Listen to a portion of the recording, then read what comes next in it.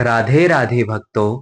तो आज सुनिए प्रेरक कहानी मानव धर्म ही सर्वोपरि। एक विदेशी को अपराधी समझकर जब राजा ने फांसी का हुक्म सुनाया तो उसने अपशब्द कहते हुए राजा के विनाश की कामना की।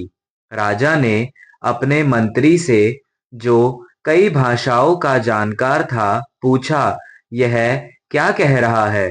मंत्री ने विदेशी की गालियां सुन ली थी, किंतु उसने कहा, महाराज, यह आपको दुआएं देते हुए कह रहा है, आप 1000 साल तक जिए।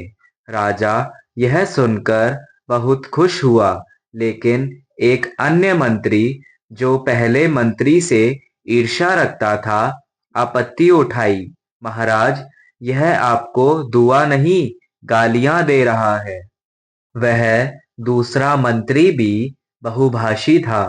उसने पहले मंत्री की निंदा करते हुए कहा, ये मंत्री, जिन्हें आप अपना विश्वास पात्र समझते हैं, असत्य बोल रहे हैं। राजा ने पहले मंत्री से बात कर सत्यता जाननी चाहिए। तो वह बोला, हाँ महाराज, यह सत्य है कि इस अपराधी ने आपको गालियां दी और मैंने आपसे असत्य कहा। पहले मंत्री की बात सुनकर राजा ने कहा, तुमने इसे बचाने की भावना से अपने राजा से झूठ बोला।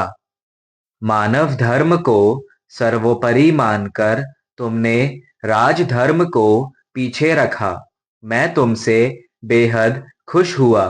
फिर राजा ने विदेशी और दूसरे मंत्री की ओर देखकर कहा, मैं तुम्हें मुक्त करता हूँ।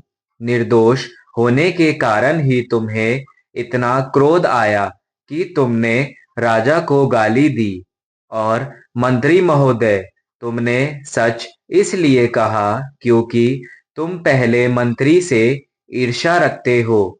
ऐसे लोग मेरे राज्य में रहने योग्य नहीं। तुम इस राज्य से चले जाओ।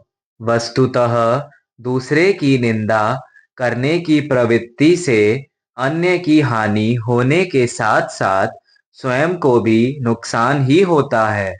जय जय श्री राधे।